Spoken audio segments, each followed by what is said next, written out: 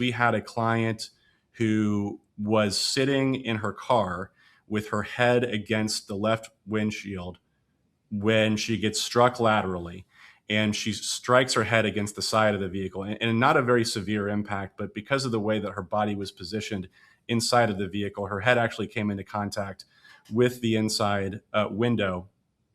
And she didn't have loss of consciousness. She had a normal x-ray at the hospital. She didn't even do a brain MRI at the hospital because they weren't suspecting anything, and all that she had were some headaches, but the headaches were worsening.